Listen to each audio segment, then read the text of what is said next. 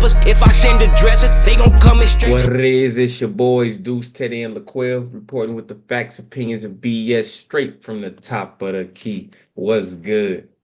I should have put on some lotion, man. What's up? Just keep the hands out the camera, my boy. Another day in paradise. I'm working hard today. Look, it's a good thing you sitting pretty close. Up, there you go. Look, don't grab your glass too fast. You'll crack that motherfucker. Easy. The Birdman rug. I hope that's because you wash your hands a lot. Because I work a lot. I don't sit at a desk and just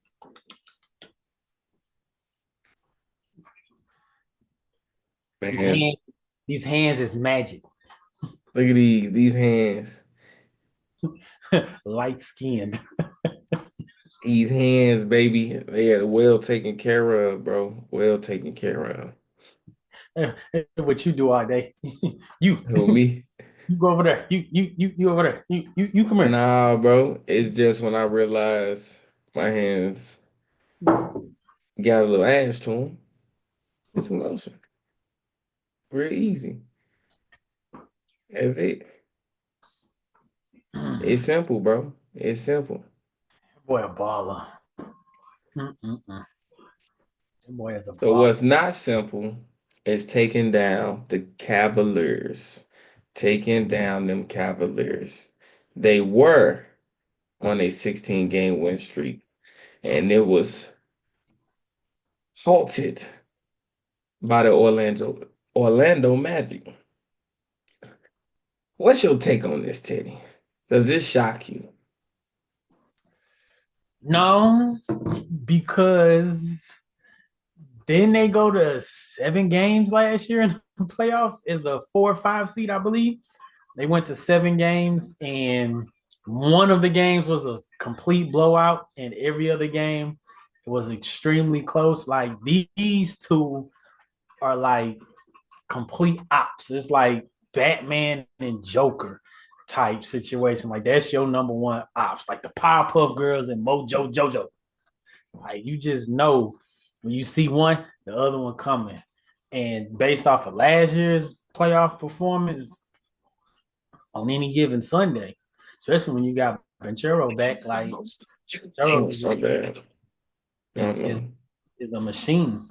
And all good things come to an end. Like every time they get these records, the Cavs this year, 10-game win streak, 12-game win streak, 15-game win streak, and it started hitting the media, like you said in previous episodes, y'all can go back and check out our podcast on YouTube, is that it puts a lot of pressure on them. Like you can't even just go out there and just play basketball because it's like you always chasing history. Like they just embedding that in your head so it can cause you to throw your game off a little bit. Orlando at this point ain't got, I ain't gonna say they ain't got nothing to lose, but they ain't got nothing to lose when you playing the Cavaliers.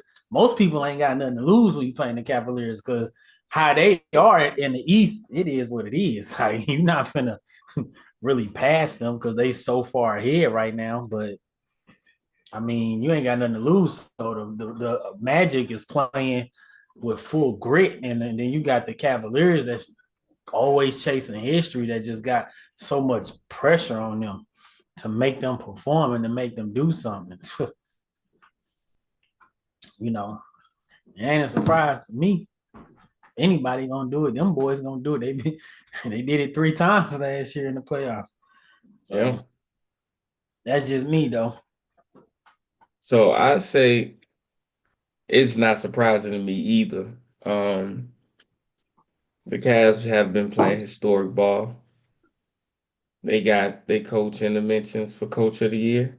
But in the East, it's always two meddling pests when you talk about some of the top teams in the East, whether it's the Milwaukee Bucks or the Boston Celtics. And this year you got the Cleveland Cavaliers are getting introduced to one of the pests. It's the Orlando Magic and the Indiana Pacers.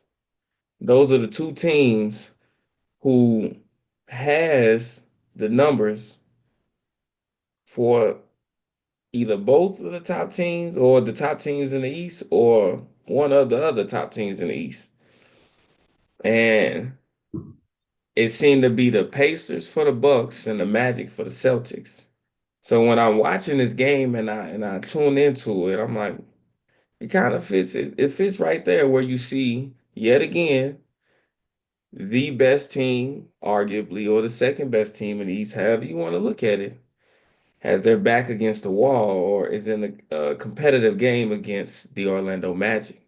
Because I disagree with you on this. You said the Orlando Magic, they don't have anything to lose. They may not have anything to lose. I still disagree with that, but they got much more to gain. And what they I had to mean, gain playing is the Cavs, they ain't got nothing to lose because them no, what beating I'm them. saying is they do because every game matters. They're trying to get out of the play-in. So once you understand and you fully digest this play-in and you've experienced it, you won't know parts of this play-in because traditional, older basketball, ancient basketball, top eight makes it.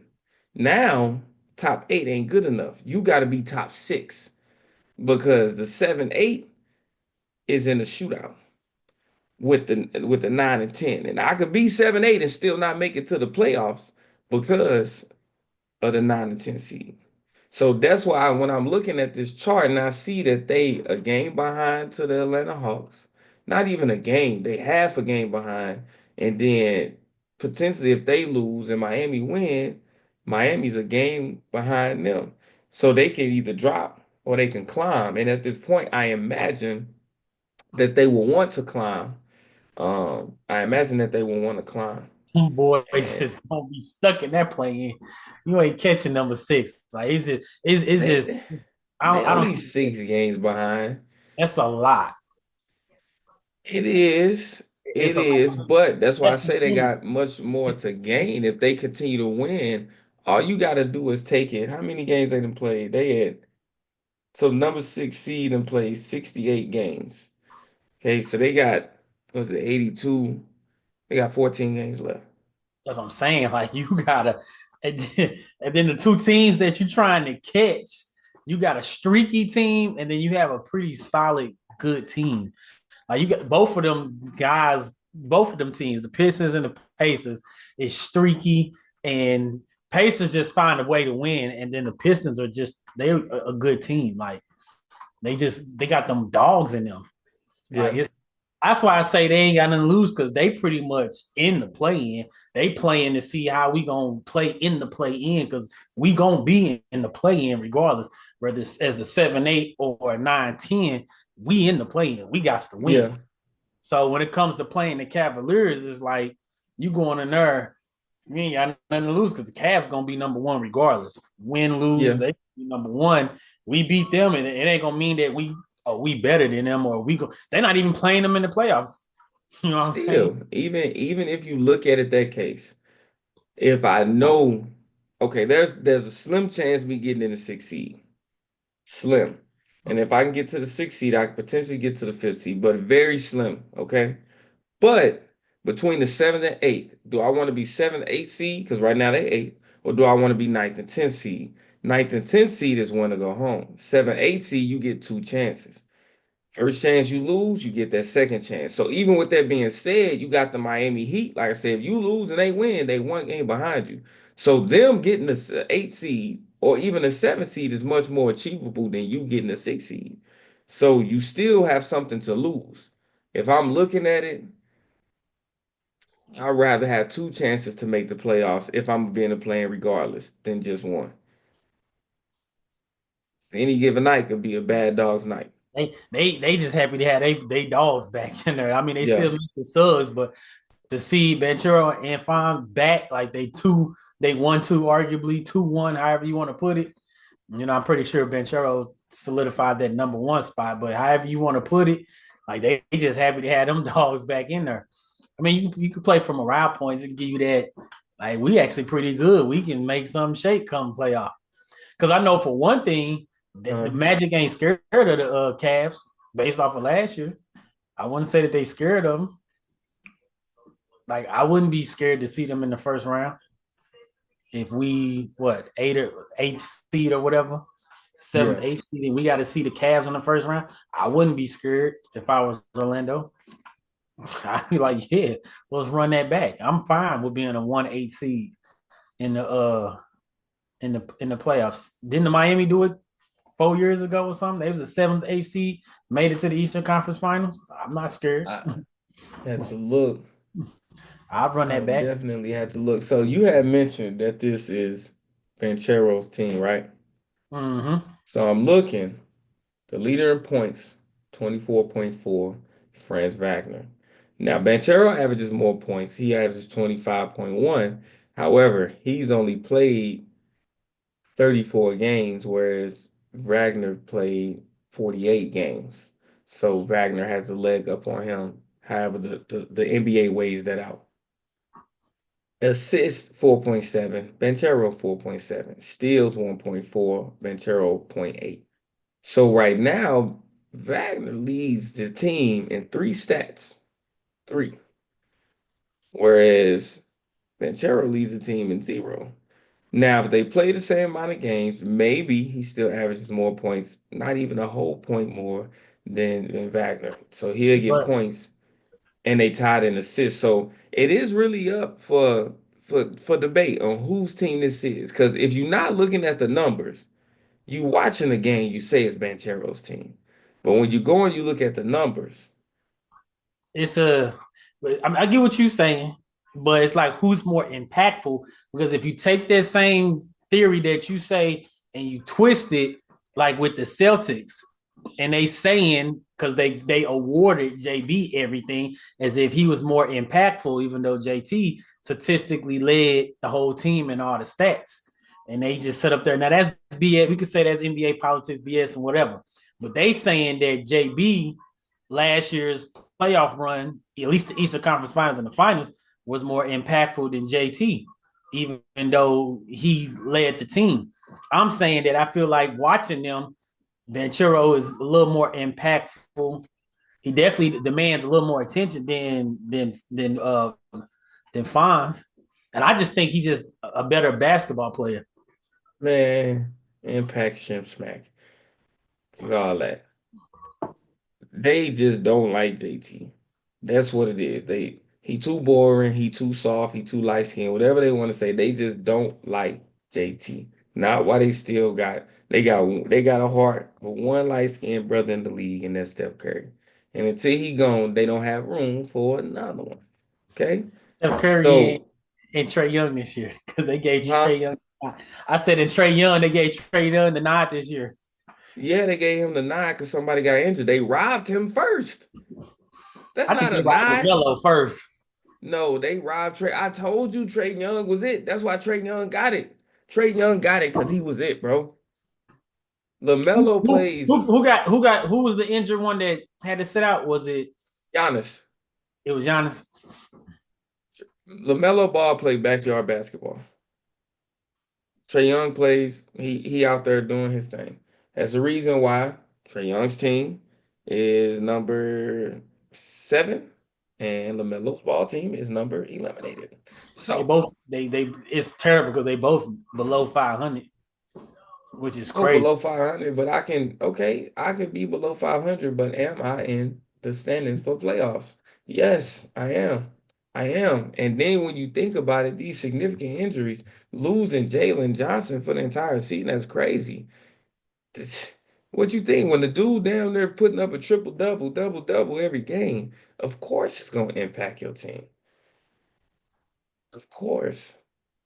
See, you damn right. Then we had DeAndre Hunter. He was injured at times. Trey Young was injured at times. So to see what you going through, 32, 36, you still in the running where Charlotte ain't even won 20 games this year. They 20. got their own. They got their own share of injuries and just BS That's drama. true. That's true. But that's what I'm saying. We hailing LaMelo Off. Ball for playing backyard basketball. He has no care in the world when he touched the basketball court. I'm finna go do what I do, baby. It's crazy because it be working. He'll be putting up 20-something points. It works for him, but not for the team. You won 17 games. Is that working, bro? Oh, they team as itself is just terrible. They need new coaching staff. They need help. You need help. You need some solid pieces around you because in the NBA, if you can average 25 points and your number two can average 25 points, then you can make some noise. You can win. When you got two people averaging 25 points, it's usually a successful team. But you got to Yeah, I have think them somebody else. injuries did take a toll on them, on top of the fact the type of basketball they play. They don't play winning basketball.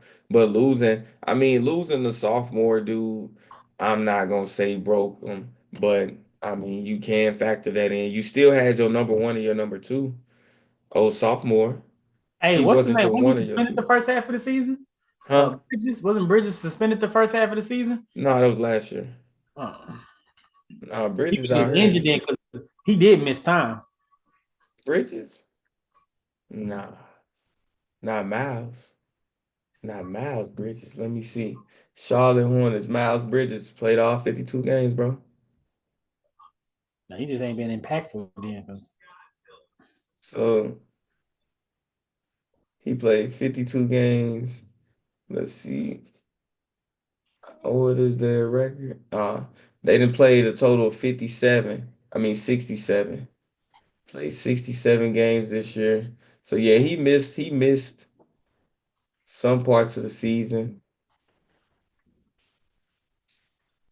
Yeah, he missed some parts of the season. So about 15 games what he missed. But he's played the most games. No, Josh Green got 60. Seth 55. And then somebody else with 57. So you got three people that play more games than him. But losing Brandon Miller, averaging 20 points per game, 5 rebounds per game, and a steal per game. I ain't gonna say it doesn't impact them, but you traded for Josh Okogie, he came to your team, didn't do anything. He hasn't played a game yet. this is part of it. I'm saying he looking at the long game. He looking at rebuilding Cody for Martin being injured.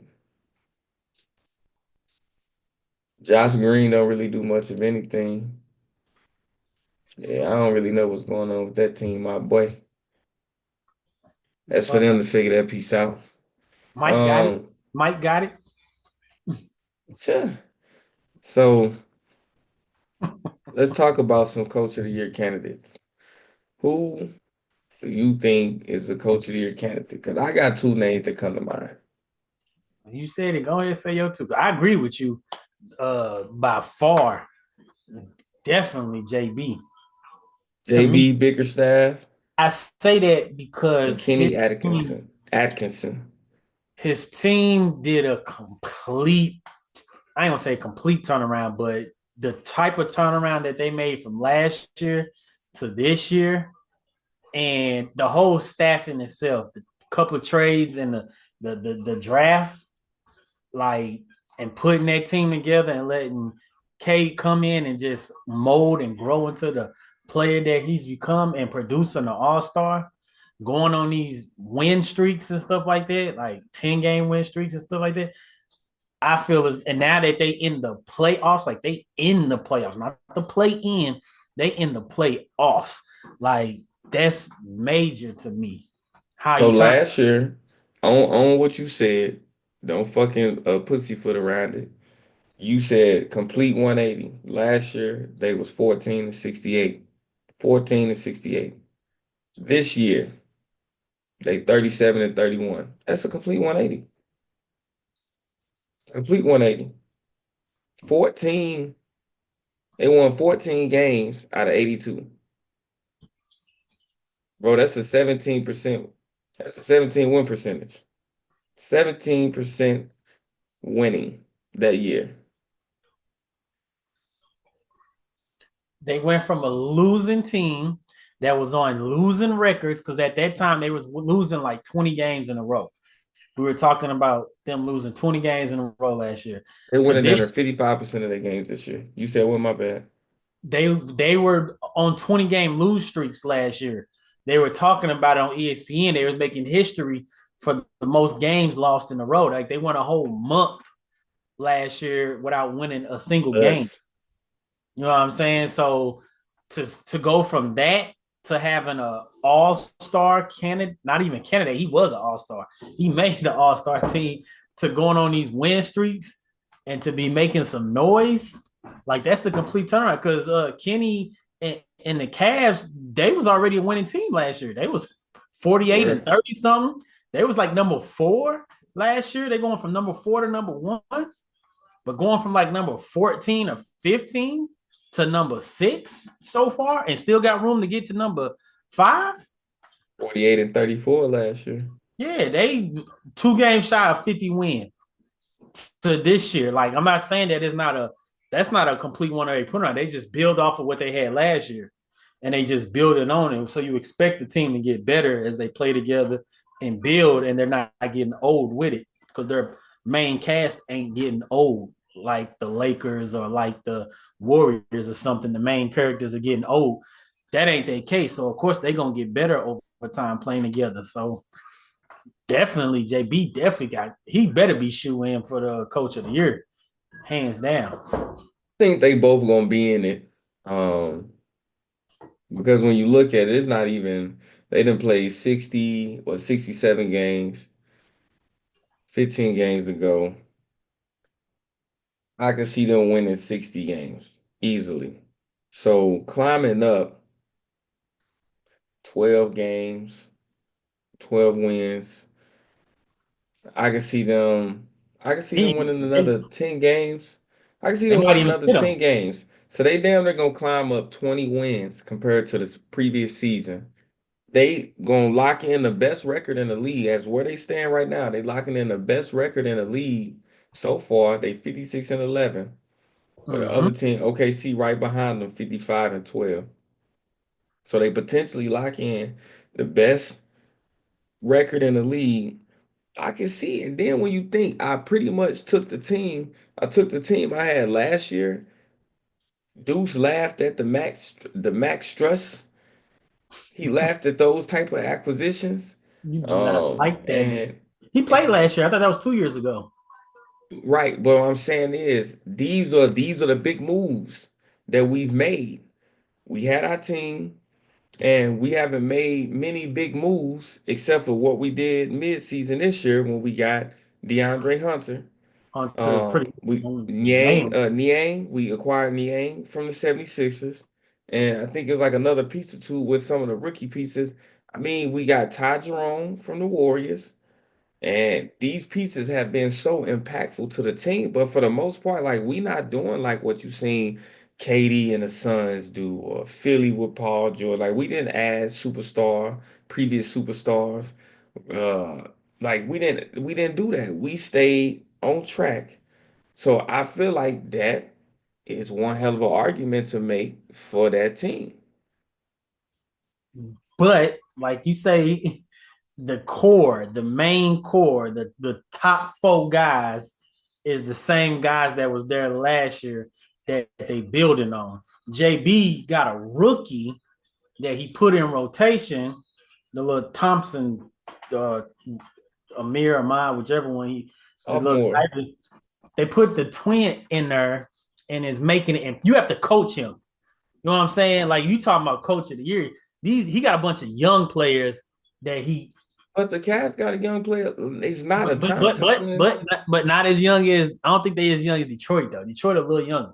Yeah. The core of Detroit. I mean, Detroit is younger, but the core who's of the Detroit rookie? is younger, and you have to coach them. Like, not saying you ain't got to coach the Cavaliers, but he has a veteran all-star on his team in D Mitch. You ain't got to, I ain't saying you ain't got to coach D Mitch, but you have a veteran playoff. D Mitch has always made the playoffs in his career, if I'm not mistaken. I think that's a stat. He ain't never not made the playoffs. He's always been in the playoffs trying to make a run. Obviously, he ain't got no championships, but that's a veteran to have on your team that's leading your team. Detroit ain't got that. Detroit don't have that experience. They don't have that leadership like the Cavs do. So for JB to take that inexperienced young team that's led by what, a red shirt sophomore, junior, pretty much, because he missed the whole year. Who? Cade, like he missed a year, didn't he, from injury, like a red shirt sophomore, junior, something like that. Anyway, he to have that and to be that type of successful, and it's still a bigger turnaround than the Cavs. You won from 14 games to 30 some games. And by the time it's all said and done, we can assume that they're going to have probably 40 games. Oh, they definitely going to have 40 games. So that's what, a 30 game turnaround compared to a 12 game turnaround possibly for the Cavs, right? Be 12 to 20, 12 to 20 for the Cavs. I'm saying I don't think you can go wrong with either one. Like I get you, but when I look at the Pistons, I knew the Pistons was gonna do something. I didn't know like they was gonna be as tough as they are, but when I seen them acquire um Malik Beasley, Tobias Harris, the Tim Hardaway Jr. acquisition, because he was giving us Klay Thompson production, giving the Mavs Klay Thompson production. When I seen them add those type of players, I said, "Oh yeah, watch." When I seen players going to the Pistons, I said, "Watch the Pistons." Guaranteed, the Pistons gonna start making noise next year, especially when you got dogs on your team. You got fighters on your team like a Jalen Duren. I would love to have Jalen Duren on the damn Warriors. When you got Isaiah Stewart, a hard body, an enforcer, like, and then you got a dog in Cade Cunningham. We always knew. That's the difference maker right there, though. That's why I AK say was gonna be that. He just had to stay healthy. So I I don't think you go wrong with either. I understand if you argue and JB Bickerstaff wins. I understand the Pistons night and day, but I also understand the Cavs when you go from being this level team to being arguably the best team in the league. To be the best team in the league over OKC says a lot. Over the reigning champions, it says a lot. You pretty much dominated the Celtics all season, and then to go and best OKC. I don't really think you can go wrong with either, especially when your core has remained the same and you've added just little pieces versus you look at the Pistons added names. Tobias Harris alone is a name, but I get it. You don't go wrong either way. I am in favor of the Pistons. I'm just saying, if the Cavs coach wins, I'm like, okay, I'm gonna say I that's see. racist. That's what I'm gonna say. You gotta take that from that Man, black man. That's racist. man. Cade is younger and less inexperienced than Donovan Mitchell and the Kuz. I say it's racist. That's what I'm gonna say. You better Man, get I this. don't think they Hey, both got one hell of an He argument. solidified it yesterday when he crashed out. He was over there slamming tables and stuff when they ejected his boy yesterday. He over there stomping around and being mad at the ref. Who they Saying, eject? you say what? Who they eject? I missed that game. Cade got ejected because Lou Dort stepped on Shea's foot and like almost hurt his groin, and they called a foul. And they was like, that ain't no foul. He stepped on his own teammate, but they called Yeah, it. So then Cade kind of mouthed off. So then they gave him a technical. So Cade was like, he just went off. So they gave him a double technical right there and threw him out the game. yeah. But in that situation, you gotta know to shut up. That's passion, because that's a team It's that you passion, that's a team that you want to beat. It's OKC. It ain't like it's any other team. but That's a it's team. passion, but it's also discipline. You have to understand, especially when you're making the noise that you think about this. Game 7, if you lack that discipline, Game 7, you got to think, how did the Cavs come back and beat the Warriors? Draymond Green, lack of discipline. Passion. I don't think Draymond Green should have been kicked out that game. LeBron James, you stepped over me. Same thing. But it's the discipline. You more valuable. What? The best ability is availability, right? You not Hey, available. you This is gotta, what happens. you So got. so Sometimes you gotta stay 10 toes down. So what I'm gonna do is let Isaiah Stewart do that shit then. Okay. Let him be your crash out. What I'm gonna tell you is I caution you, don't build a habit of getting ejected. Because you see Anthony Edwards was struggling this season. He leading the league in technical But fouls. this is the thing too though, because he was just mouthing off, which he wasn't all in the face being extremely aggressive. And because these players is way bigger than these refs. So I can see Yeah. them be scared when a big old 6'9", 200 and something pound dude walking up on you, yelling at you. He wasn't even doing all of that. Like, he was just like, this is some straight BS. Like, y'all need to. But it is also what you say. Yeah. Yeah, I mean, I look, I get it. But at the same time, I want to see that from my leader, though. I want to see that type of passion from my Yeah, leader. you see that from your leader, but who's gonna be the Robin? Somebody to swoop in and say today, leader, come sit your ass here because we need you on the court. Hey, this is a staple. I'd rather him do it now than in the play. Make a name for yourself so everybody know moving forward. Like Cade and Detroit ain't finna lay down. They demand their respect. They want their respect.